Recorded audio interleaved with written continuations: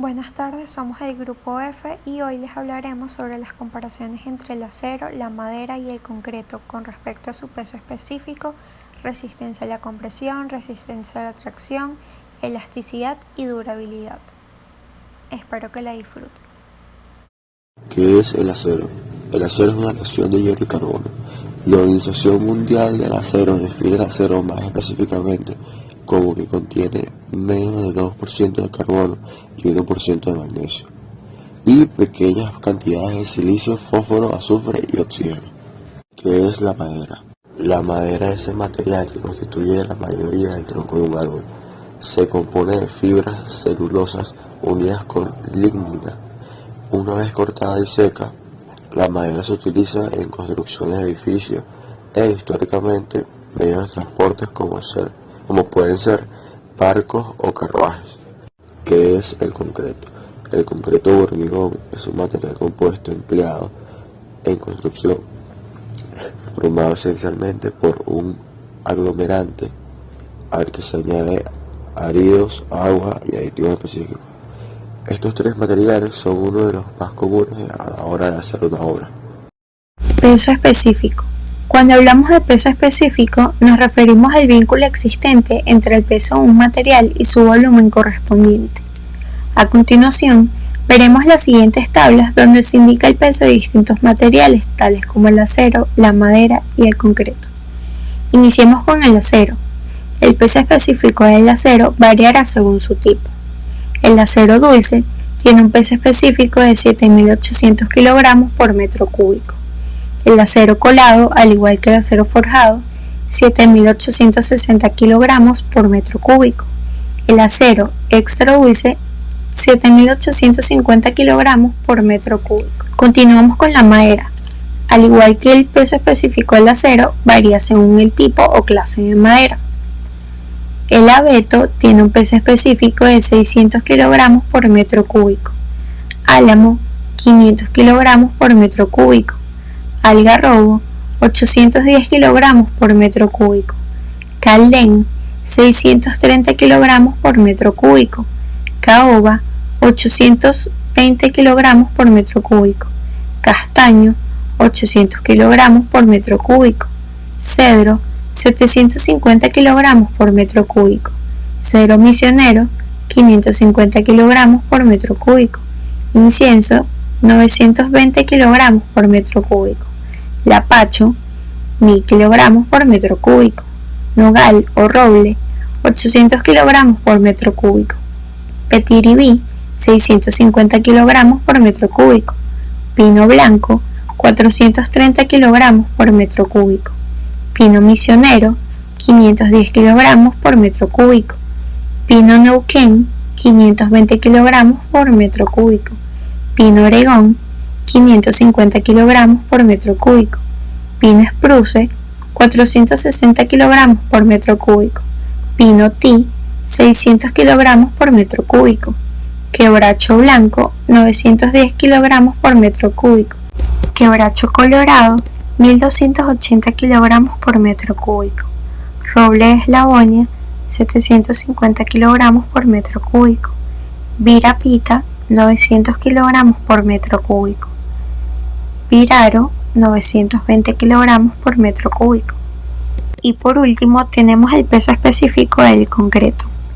El concreto realizado con cemento, arena, canto rodado, piedra partida o granza granítica sin armar, es decir, en masa, tiene un peso específico de 2.300 kg por metro cúbico. El concreto realizado con cemento, arena, canto rodado, piedra partida o granza granítica armado, es decir, reforzado, tiene un peso específico de 2.500 kg por metro cúbico. El concreto de cemento, arena y cascotes de ladrillos, 1.900 kg por metro cúbico. Y el concreto de escoria, 1.600 kg por metro cúbico. Con esto podríamos concluir que el material de menor peso específico sería la madera y el de mayor peso el acero. Resistencia a la compresión entre acero, madera y concreto.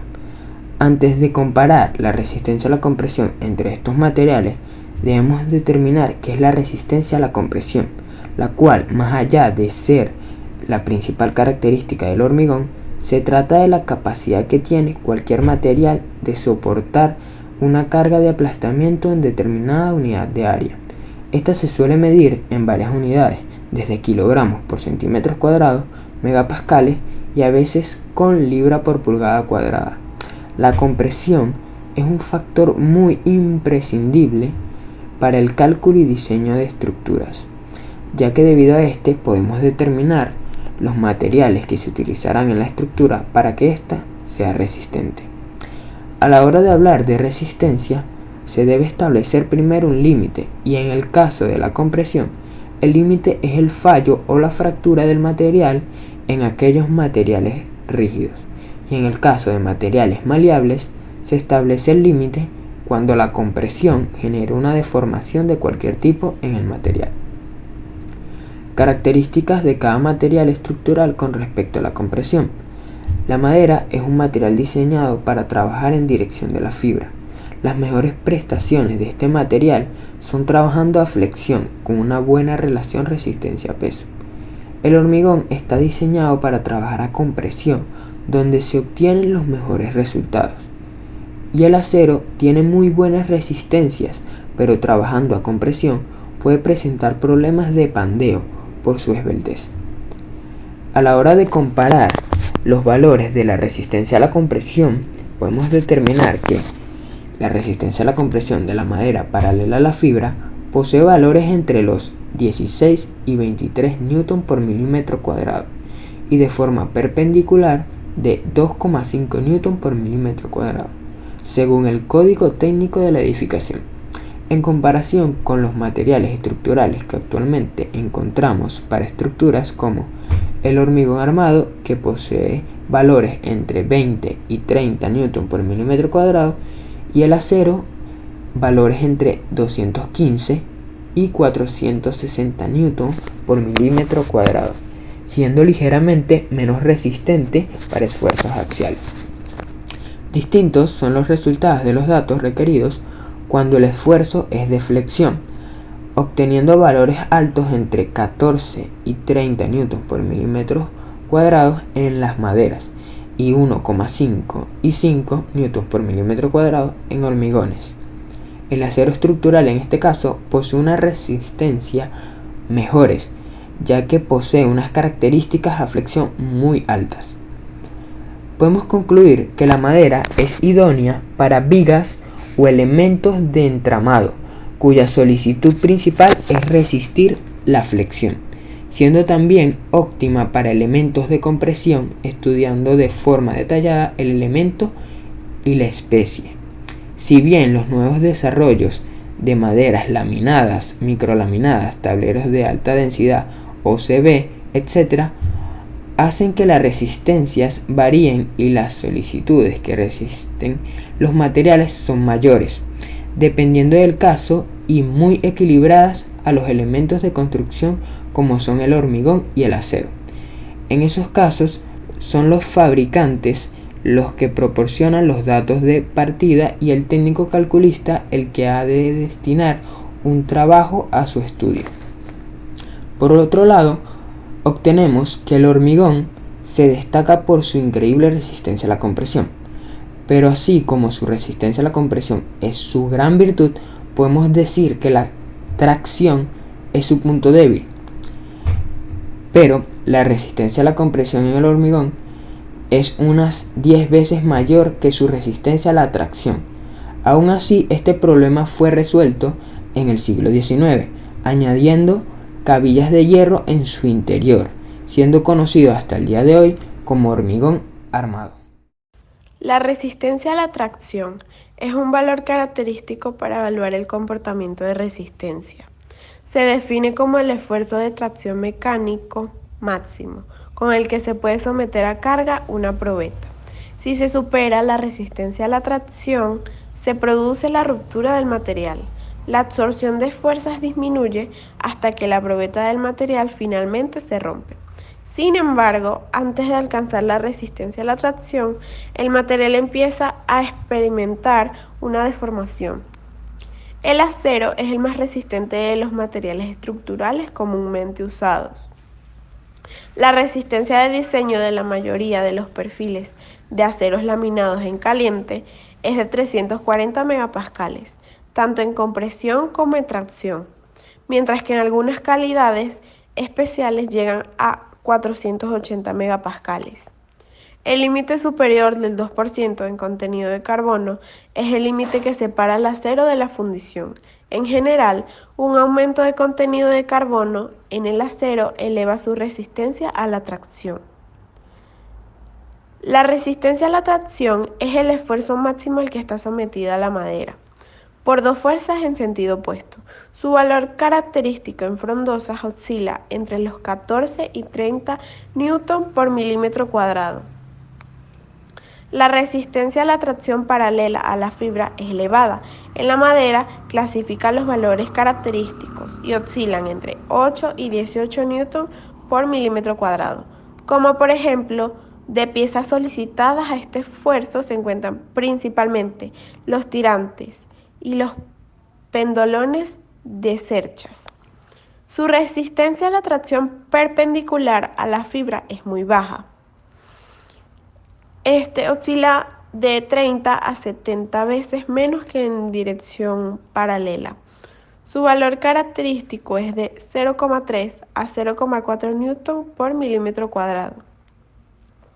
La resistencia a la tracción del hormigón es mucho menor que su resistencia a compresión, en torno a un 10%, y limita en muchos de estos casos el uso de este material. La elasticidad es la propiedad de un cuerpo que se deforma de manera proporcional a la carga aplicada y recupera su forma original una vez ha cesado la acción de la carga. Un cuerpo se denomina perfectamente elástico si no experimenta deformaciones permanentes, es decir, siempre recupera su figura inicial, mientras se dice que un cuerpo es perfectamente plástico si sufre deformaciones permanentes, de modo que mantiene a lo largo del tiempo una nueva configuración adquirida. Los materiales totalmente elásticos pueden llegar hasta cierta deformación máxima, que es la que se conoce como límite elástico. Si se sobrepasa este límite, la deformación del material es permanente y sus propiedades cambian. Si el esfuerzo que incide sobre el material supera las fuerzas internas de cohesión, el material se fisura y termina por fallar. Para un mismo límite elástico, dos materiales sometidos al mismo esfuerzo pueden alargarse de forma distinta. La relación entre el esfuerzo y la deformación se denomina módulo de elasticidad. El módulo de Young, también llamado módulo de elasticidad longitudinal, es un parámetro que caracteriza el comportamiento de un material elástico, según la dirección en la que se aplica una fuerza. Para un material elástico lineal e isótropo, el módulo de Young tiene el mismo valor para una tracción que para una compresión, siendo una constante independiente del esfuerzo, siempre que no exceda de un valor máximo denominado límite elástico y es siempre mayor que 0. Tanto el módulo de Young como el límite elástico son distintos para los diversos materiales. El módulo de elasticidad es una constante elástica que, al igual que el límite elástico, puede encontrarse empíricamente mediante ensayo de tracción del material. En el Sistema Internacional de Unidades, su unidad más generalizada es el pascal, y sus múltiplos, como el macropascal, este último equivalente a 1 newton por milímetro cuadrado. En general, los metales no son muy elásticos. Por esta razón es común que presenten abolladuras o rastros de golpes de los que jamás se recuperarían.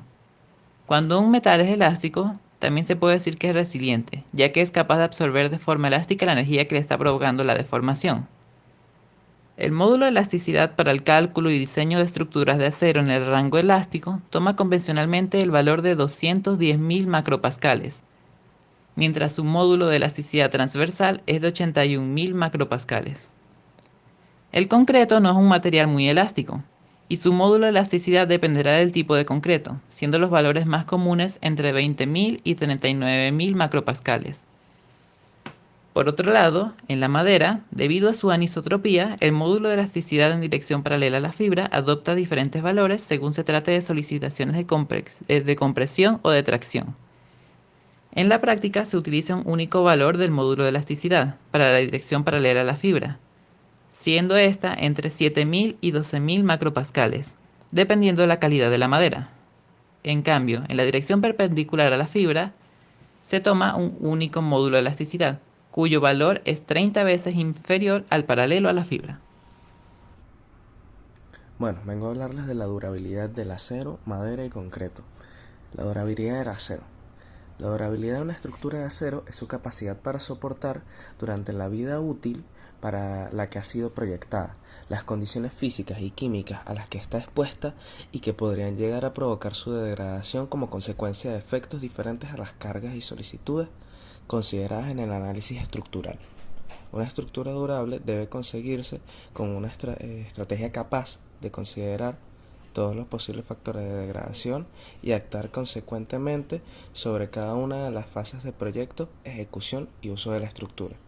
Una estrategia correcta para la durabilidad debe tener en cuenta que en una estructura puede haber diferentes elementos estructurales sometidos a distintos tipos de ambiente. La madera.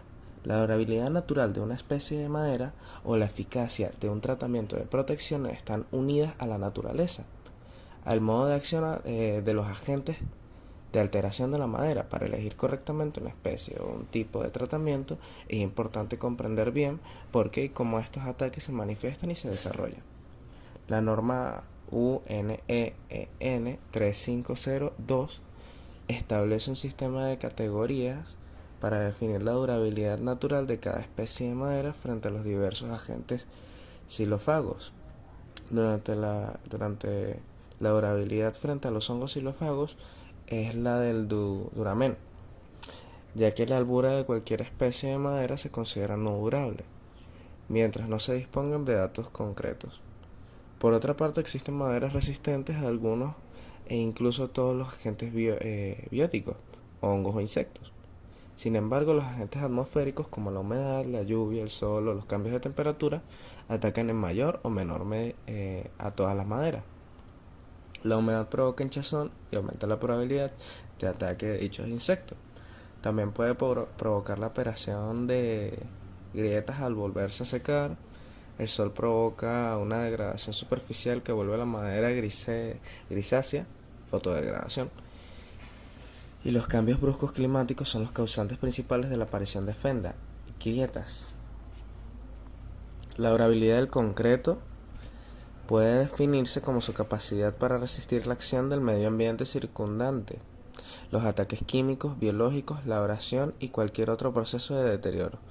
De aquí a que te defina la vida útil de una estructura, la cual está íntimamente relacionada con su comportamiento bajo determinadas condiciones de servicio durante un periodo de tiempo determinado, como el periodo de tiempo en el cual conserva los requisitos previstos de la seguridad, funcionalidad y aspecto, con costos razonables de mantenimiento. Bueno, eso fue todo por nuestra exposición. Gracias por ver.